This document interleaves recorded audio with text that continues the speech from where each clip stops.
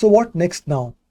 So during the course of the invention or the patent application, the inventor or the applicant might get into licensing deals or agreements or assignments with third parties with regards to the usage of the invention or any collaboration that the patentee or the inventor would want to have with the third parties. So what happens to the rights of such third parties when the government start using the invention?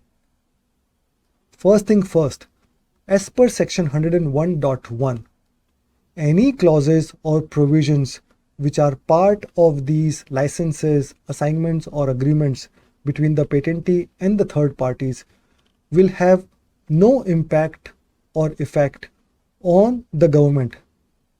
More specifically, such clauses or provisions cannot regulate or restrict the usage of the invention by the government or the model document or the information related to the invention. Similarly, no such clauses or provisions can force the government to make payment for the usage of the invention or the model document or the information related to the invention. Interestingly, any reproduction or publication of such model document or information will not be considered as copyright infringement by the government. Okay, so the third parties cannot stop the government from using the invention. What about their commercial interest?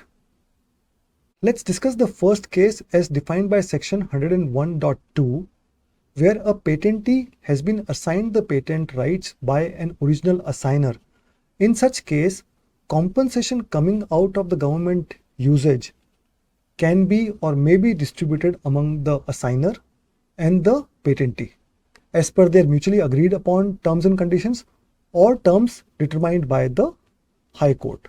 Similarly, in case of exclusive licensee who has been ordered or requested by the government to use the invention for the government purpose, will also be paid a part or portion of the compensation coming out of the government usage.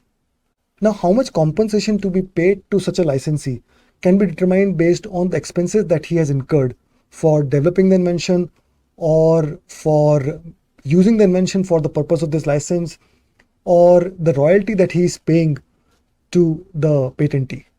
So an adequate amount that can cover the cost of such a licensee should be paid.